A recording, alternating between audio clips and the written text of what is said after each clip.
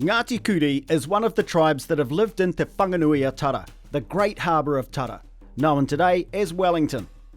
It was home to many tribes over the years. Some stayed longer than others, and some were just passing through.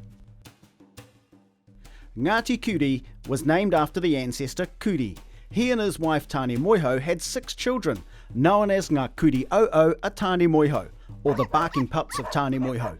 This was an acknowledgement of their mother and a reference to their father's name Kurī, which means dog. Their 6 children were Rākaitakura, Rakitawhiao, Tauamutu, Tūhiku, Waitai, and the Pōtiki or youngest, Te Rākaitauheke.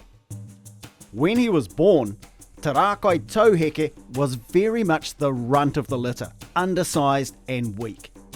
And things looked bleak until his eldest sister, Rākaitakura, took it upon herself to help raise her little brother.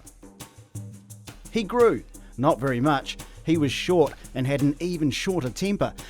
And it was lucky he was wiry and strong because he loved to fight, and he would eventually become known as the greatest Ngāti Kurī warrior of all time.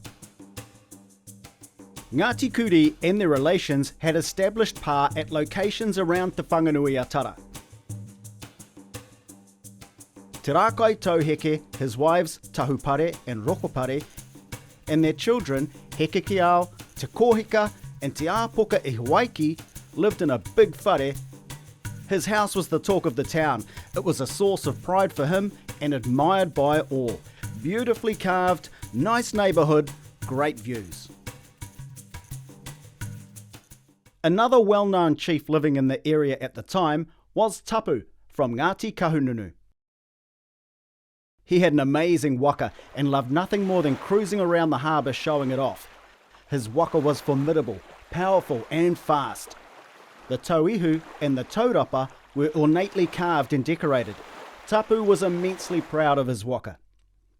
When word got back to Tapu of Te Rākaitauheke's impressive whare, he scoffed and said it was nothing compared to his waka that could cut through hills as easily as it could cut through a choppy sea.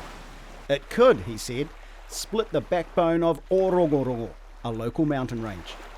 When Te Rākaitauheke heard what Tapu had said, he took this as a personal threat, believing it was his own backbone that Tapu intended to split.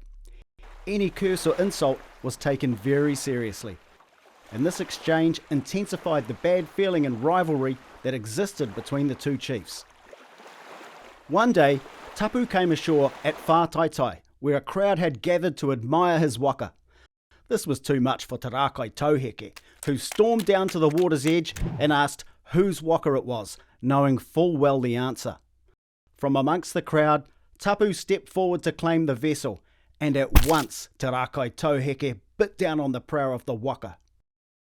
Tapu was outraged, just as Te Rākaitauheke knew he would be, and the two men began to fight. Now, as we know, Te Rākaitauheke was not a big man. Once, two chiefs questioned how fierce the small warrior could really be. In response, Te Rākaitauheke uttered his famous warning, "Aha ko taku iti, he Iti Matā. Although I am small, I am sharp like obsidian. In other words, don't underestimate me because of my size." Matā or obsidian is a naturally occurring glass formed by rapidly cooling volcanic lava. It's used for cutting and scraping.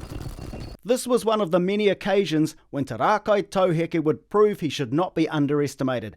It was a short fight, and Tapu was killed. Te Rākaitauheke had dealt with his rival once and for all. But this wasn't the end of the matter.